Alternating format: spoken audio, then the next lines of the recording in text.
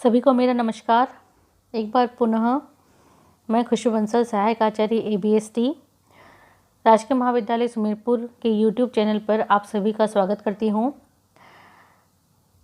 आज हम BCom third year के पेपर फर्स्ट मैनेजमेंट अकाउंटिंग का एक नया चैप्टर शुरू करने वाले हैं, रेशियो एनालिसिस। पिछले वीडियो लेक्चर्स में हमने देखा था कि मैनेजमेंट अकाउंटिंग का बेसिक हमने पढ़ा, वित्तीय विवरण क्या होते हैं, उनका एनालिसिस करना क्या कहलाता है, क्या क्या टेक्निक्स होती है। तो टेक्निक्स में हमने देखा था कि 7 तरह की टेक्निक्स होती है, उसमें से 3 टेक्निक्स के बारे में तो हम ऑलरेडी बात कर चुके थे, comparative financial statement, common size financial statement और ट्रेंड एनालिसिस। आज हम बात करेंगे चौथे प्रकार की तकनीक की, वित्तीय विवरणों का विश्लेषण जो होता है उसकी चौथी तकनीक की, रेशियो एनालिसिस की।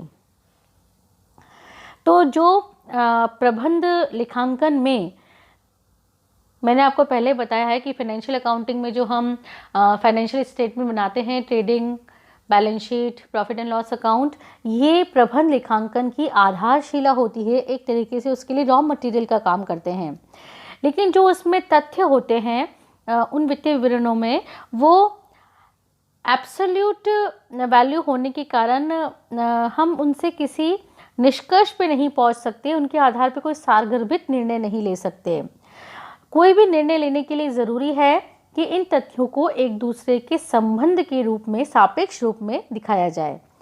तो तथ्यों को एक दूसरे से संबंधित करने के लिए या एक दूसरे के सापेक्ष रूप में रखने की विधि को ही हम रेशियो एनालिसिस के नाम से जानते हैं।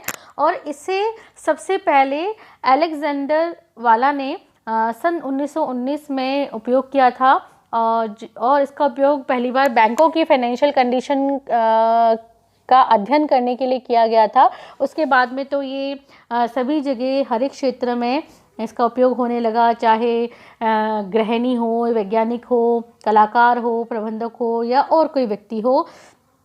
नॉर्मली हम हाउसवाइफ को भी देखते हैं कि अगर वो उसे कुछ बनाना है तो कई बार वो खाद्य पदार्थों को एक निश्चित अनुपात में मिलाती है। हम कई बार उनके मुंह से सुनते हैं कि उनको 2:1 के रेशो में लेना है या 3:1 के रेशो में लेना है। या कई बार वैज्ञानिकों को हम देखते हैं कि उनको केमिकल्स को एक निश्चित रेशो में डालना होता है। व्यवसाय में प्रबंधकों को भी लाभ को बिक्री के अनुपात में या ऋण को समता के अनुपात में, ऐसे बहुत से एक मद को दूसरे मद से संबंधित करते हुए अनुपात निकालना पड़ता है। तो इस तरीके से रेशियो एनालिसिस जो है उसका प्रयोग जो है वो ओवरऑल हर एक क्षेत्र में होने लग गया है। अब हम इसके मीनिंग की अगर बात करें तो अगर बहुत ही सिंपल भाषा में बताऊं तो जो अनुपात है वह किन्हीं 2 संख्याओं के मध्य गणितीय संबंध स्थापित करता है। इसकी एक बहुत अच्छी परिभाषा इसी मीनिंग में लिखी है कैनेडी व मैकमुलन के अनुसार, एक मद के दूसरे से संबंध को, मतलब एक मद का जो दूसरे से संबंध निकालते हैं उसे हम जब गणितीय रूप में प्रकट करते हैं तो वही क्या कहलाता है, रेशियो कहलाता है। जो फाइनेंशियल स्टेटमेंट में इस प्रकार का जो हम रिलेशन निकालते हैं 2 मदों के बीच में, तो ये 2 अवयव जो है वो दोनों के दोनों लाभ हानि खाते से भी हो सकते हैं, दोनों बैलेंस शीट के हो सकते हैं, या फिर एक प्रॉफिट एंड लॉस अकाउंट का और एक बैलेंस शीट का भी हो सकता है। जैसे कि अगर मैं एग्जांपल के रूप में बताऊं तो अगर हम खर्चों का, विभिन्न खर्चों का कुल लागत से अगर अनुपात निकालें तो इसमें दोनों ही जो मदें हैं वो लाभ हानि खाते से लेते हैं। चालू संपत्तियों का अगर चालू दायित्व से अनुपात निकालें तो इसमें दोनों मदें हमने बैलेंस शीट से ली है। और अगर शुद्ध लाभ का व्यवसाय में जो विनियोजित पूंजी से अनुपात निकालें तो इसमें अगर एक मद देखें तो वो लाभ हानि खाते से संबंधित है और दूसरी मद देखें तो वो बैलेंस शीट से संबंधित है। तो इस प्रकार से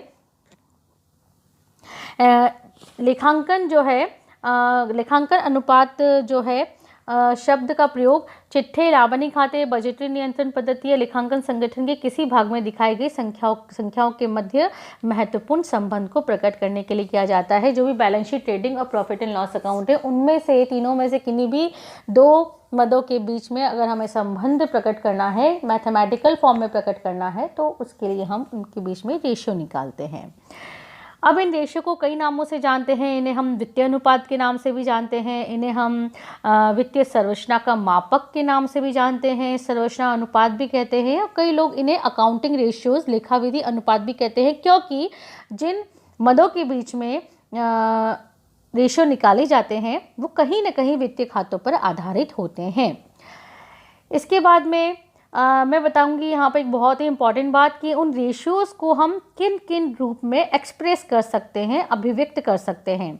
पहला तो जो सामान्यतः हम क्लास 6th से जो रेशियो को पढ़ते हुए आ रहे हैं, जैसे कि हम लिखते आते हैं ना 4:1 या 4:2 या 5:3 जिसमें 2 बिंदु लगते हैं, तो एक तो वही होता है शुद्ध अनुपात के रूप में, किन्हीं भी 2 मदों के मध्य सीधे ही अनुपात के रूप में संबंध को अगर व्यक्त किया जाए, जैसे कि सपोज करो कि कंपनी की करंट असेट्स 20,000 है और करंट लायबिलिटीज़ 5,000 है, तो 20,000 को 5,000 से डिवाइड करेंगे तो 4 आएगा। तो उसको हम किस तरीके से प्रदर्शित करेंगे, अभिव्यक्त किस तरीके से करेंगे, 4:1।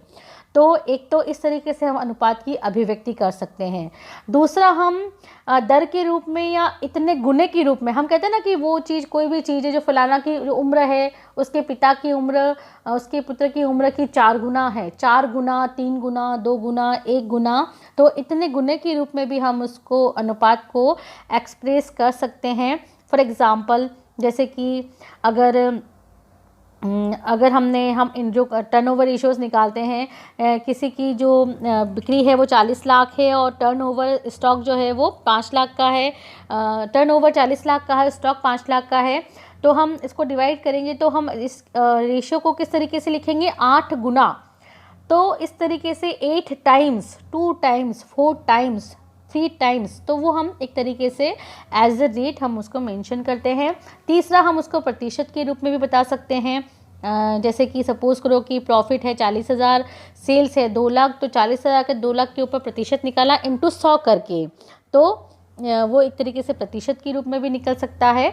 और एक फ्रैक्शन के रूप में भी हम बता सकते हैं कि जो नेट प्रॉफिट है वो पूंजी का 1/5 है, 1/5 है, 1/2 है, 1/4 है, 1/10 है, तो ये एक फ्रैक्शन के रूप में भी हम उसको एक्सप्रेस कर सकते हैं।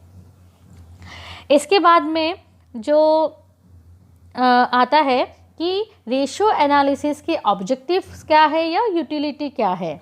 ठीक है, तो अगर मैं बताऊं कि हमने पहले भी बात करी है कि जो फाइनेंशियल स्टेटमेंट है उसमें जो फिगर्स होती है वो अपने आप में कोई भी महत्वपूर्ण नहीं होता, वो वास्तव में तभी स्पष्ट हो पाता है जब उसका अन्य अंकों से हम उससे संबंध स्थापित करें।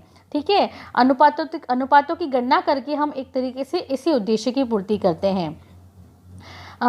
दूसरा इसका उद्देश्य ये होता है कि हम जो बड़े बड़े अंक हैं उनको समझना बहुत मुश्किल होता है, तो उनको संक्षिप्त और सरल बना सकते हैं हम रेशियो एनालिसिस के थ्रू, जिससे कि उसमें निहित अर्थों को सरलतापूर्वक समझा जा सके, बोधगम्य हो सके एक तरीके से।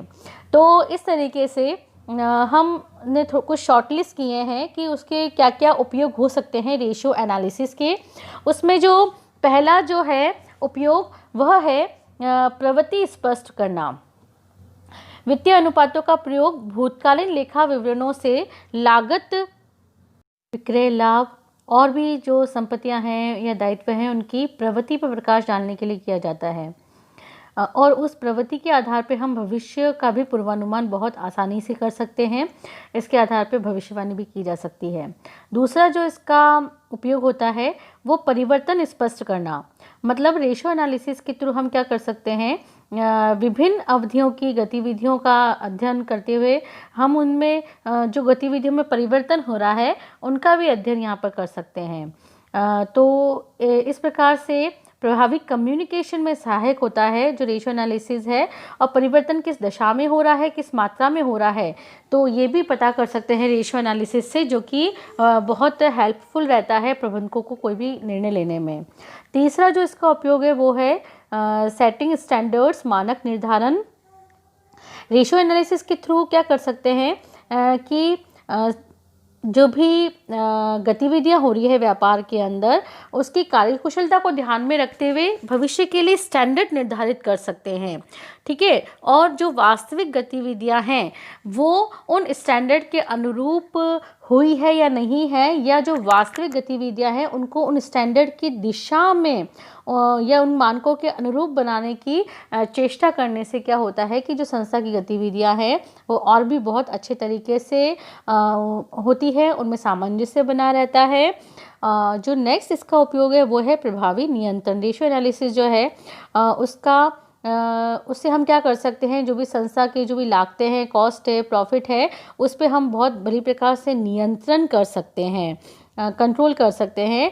और अगर हमें लगता है कि जो नियंत्रण अनुपात है वो सहन सीमा की भीतर है तो उस पर कोई भी सुधारात्मक कार्रवाई करने की कोई आवश्यकता नहीं रहती। लेकिन अगर हमें लगता है कि नहीं, ये सीमाओं को उल्लंघन किया जा रहा है, यहाँ पर जो वास्तविक निष्पादन है वो सीमाओं से बाहर जा रहे हैं, तो फिर उस पर सुधारात्मक कार्रवाई की जाती है। नेक्स्ट जो इसका उपयोग है वो है कार्यकुशलता का मापन। अनुपात विश्लेषण के द्वारा हम किसी भी जो भी गतिविधियां हो रही है, वित्तीय गतिविधियां हो रही है, उनकी कार्यकुशलता का मापन भी कर सकते हैं। इसकी सहायता से जो विभिन्न समयों में जो परिवर्तन हुआ है उन परिवर्तनों को माप सकते हैं, और तुलनात्मक कार्यकुशलता भी यहाँ पर का मापन भी यहाँ पे किया जा सकता है रेशियो एनालिसिस के थ्रू। नेक्स्ट जो इसका उपयोग है वो है नॉलेज ऑफ लिक्विडिटी, तरलता का ज्ञान। अनुपात भी बहुत अलग अलग प्रकार के होते हैं, हम आगे पढ़ेंगे। उसमें जो लिक्विडिटी रेशियो होते हैं वो बहुत इंपॉर्टेंट होते हैं, सबसे पहले हम वही पढ़ने वाले हैं।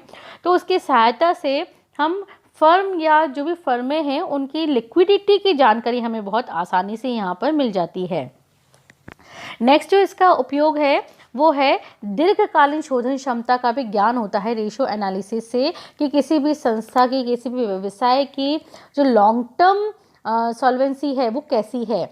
ठीक है, जो लॉन्ग टर्म लेनदार है और जो इन्वेस्टर है उनके लिए बहुत ही उपयोगी साबित होती है। तो रेशियो एनालिसिस के थ्रू हम ये इसकी जानकारी प्राप्त कर सकते हैं, और जो अच्छी शोधन क्षमता वाली संस्थाएं होगी उनको बहुत ही इजी और नीची दरों पे ही जो फाइनेंशियल इंस्टीट्यूट है उससे लॉन्ग टर्म लोन प्राप्त हो जाते हैं। और जो इसका नेक्स्ट उपयोग है वो है अंत फर्म तुलना, क्योंकि हमें पता है कि एक उद्योग में एक समान प्रकार का व्यापार करने वाली बहुत सी फर्में होती है, लेकिन उनकी एफिशिएंसी जो होती है वो एक प्रकार की नहीं होती, समान नहीं होती है। तो अगर हमें एक ही उद्योग में अनेक फर्मों में कुशलता का अगर तुलनात्मक अध्ययन करना है तो वो हम रेशियो एनालिसिस के थ्रू ही करते हैं।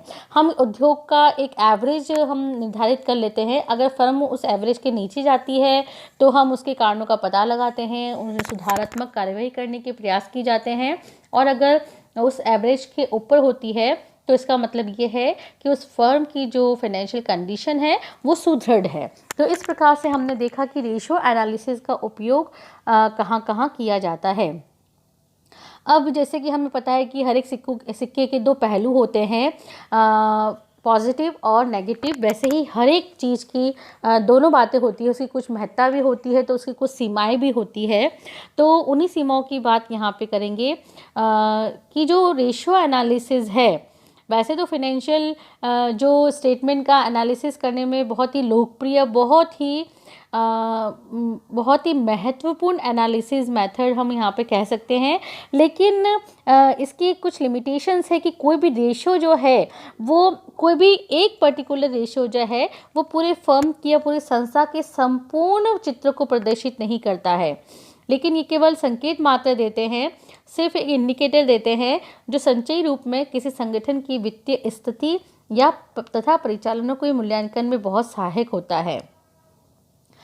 और इसकी कुछ सीमाएं यहाँ पर दे रखी है। उसमें पहला तो यही बोल रखा है कि एक अकेले अनुपात का सीमित महत्व, सिर्फ एक अनुपात की अगर हम बात करें तो क्योंकि वो संपूर्ण चित्र प्रदर्शित नहीं करता है, इसीलिए उससे कई बार क्या होता है कि पूरी संपूर्ण जानकारी जो है वो एनालिसिस करने वाले को नहीं मिल पाती है एक ही रेशो के आधार पर। और अगर हम एक ही रेशो के आधार पर अगर हम निष्कर्ष भी निकालेंगे तो कहीं ना कहीं भ्रामक चित्र प्रस्तुत करते हैं। नेक्स्ट जो है वो है निर्वचन के लिए एक साधन मात्र है। ये जो रेशियो है, रेशियो एनालिसिस, ये अपने आप में साध्य नहीं है, ये सिर्फ एक साधन मात्र है। यह उन पहलुओं पर विशेष ध्यान केंद्रित करता है जिसकी अधिक छानबीन की आवश्यकता है, जिस पे ज़्यादा छानबीन करने की आवश्यकता है उसको वो इंडिकेट कर देता है। विश्लेषक करने वाले को हमेशा ये चाहिए कि पूरा अच्छे से परीक्षण करने के बाद ही कुछ निष्कर्ष पे पहुँचे। तीसरा जो इसकी लिमिटेशन है, झूठे दिखावों से प्रभावित होता है। कई बार हमें पता है कि जो लेखापाल है या और भी जो संस्था के जो फाइनेंशियल स्टेटमेंट से जो संबंधित व्यक्ति होते हैं, वो कई बार उन वित्तीय विवरणों में झूठे दिखावे भी दिखा देते हैं। तो कहीं ना कहीं क्योंकि रेशियो एनालिसिस उन वित्तीय विवरणों की मदों से संबंधित होता है, तो उसका सीधा प्रभाव रेशियोज पे पड़ता है। तो वित्तीय विवरणों में दिखाई गई झूठी बातों से सीधे सीधे जो इफेक्ट होते हैं वो रेशियोज हो जाते हैं, वो कहीं ना कहीं झूठे दिखावों से भ्रमित हो जाते हैं। नेक्स्ट जो इसकी लिमिटेशन है, समस्या के गुणात्मक विश्लेषण का अभाव है। जैसे कि हमने इसकी डेफिनेशन में बताया था कि दो मदों के बीच में मैथमेटिकल रिलेशनशिप बताता है। तो अनुपात विश्लेषण जो है वो जो है परिमाणात्मक विश्लेषण का यंत्र है। इसमें गुणात्मक कारकों पर कोई ध्यान नहीं दिया जाता है, भले ही गुणात्मक कारण जो है वो परिमाणात्मक कारणों से महत्वपूर्ण ही क्यों ना हो। जैसे फॉर एग्जांपल यहाँ पे बहुत अच्छा एग्जांपल दे रखा है, किसी ग्राहक को उधार माल बेचते समय उसकी आर्थिक स्थिति पर विचार किया जाता है, लेकिन उसका चरित्र और उसका व्यवहार आर्थिक स्थिति से भी अधिक महत्व रखता है, लेकिन वो जो है रेशियो एनालिसिस के थ्रू हम निकाल नहीं सकते हैं। तो ये जो है गुणात्मक विश्लेषण को इग्नोर कर देता है। नेक्स्ट जो लिमिटेशन है, लेखांकन की स्वाभाविक सीमाओं का प्रभाव। अनुपातों की गणना लेखा अभिलेखों से की जाती है। तो हमको पता है एक जो अकाउंटिंग स्टेटमेंट हम बनाते हैं उनसे की जाती है। तो उनमें अगर किसी प्रकार की त्रुटि रहती है, कमी रहती है, वो तो होती है अगर हम अकाउंट्स अगर मेंटेन करते हैं तो, क्योंकि वो कुछ मान्यताओं पर आधारित होते हैं। तो इसीलिए वो जो मान्यताएं हैं वो रेशियो एनालिसिस की उपयोगिता को लिमिटेड कर देती है। नेक्स्ट जो लिमिटेशन है, उचित प्रमापों का अभाव। रेशियो एनालिसिस में कुछ भी कंपैरिजन करने के लिए उसी प्रकार की संस्था या प्रमाप अनुपातों का प्रयोग किया जाता है। और किसी भी जो संस्था है उसके लिए किसी एक अनुपात को प्रमाप अनुपात नहीं कहा जा सकता, क्योंकि उसमें कुछ ना कुछ चेंजेस होते रहते हैं, संशोधन होते रहते हैं। नेक्स्ट जो लिमिटेशन है, भूतकाल के आधार पर भावी का अनुमान लगाना। रेशियो एनालिसिस में जो हम संबंध स्थापित करते हैं, जो भूतकालीन मदें हैं उनमें आपस में रेशियोज निकालते हैं। तो भूतकाल के आधार पे भविष्य के लिए जो हम कुछ अनुमान लगाते हैं तो वो सदैव ही वांछनीय नहीं होते हैं, सदैव ही एक्यूरेट हो, सही हो, ये ज़रूरी नहीं है।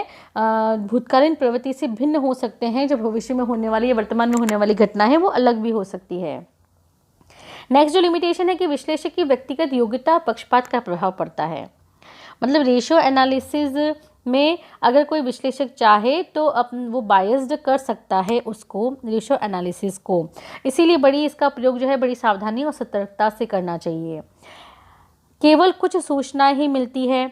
अनुपात विश्लेषण में वित्तीय विवरणों में सन्निहित केवल कुछ सूचनाओं पर ही आधारित होता है, इसीलिए इनसे प्राप्त जो सूचनाएं होती है वो अन्य स्रोतों से प्राप्त तथ्यों और सूचनाओं के साथ प्रयोग करके ही काम में लेना चाहिए। मूल्य स्तर के परिवर्तन को ये दर्शाता नहीं है, समावेश नहीं किया जाता है वित्तीय विवरणों में, इसलिए रेशियो एनालिसिस के परिणाम भी कभी कभी भ्रामक हो सकते हैं।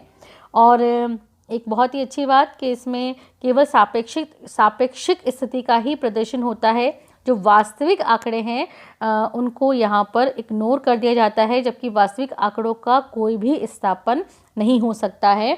तो इस तरीके से रेशियो एनालिसिस की कुछ सीमाएं हैं, फिर भी ये कुछ सीमाएं होने के बावजूद भी, कुछ कमियां होने के बावजूद भी ये जो रेशियो एनालिसिस है ये एक बहुत ही महत्वपूर्ण तकनीक हम कह सकते हैं वित्तीय विवरणों के विश्लेषण की। अब हम हमारी अगली वीडियो लेक्चर में हम इसका थोड़ा न्यूमेरिकल पोर्शन करेंगे कि हम किस प्रकार से विभिन्न प्रकार के अनुपातों की गणना करते हैं। Thank you so much.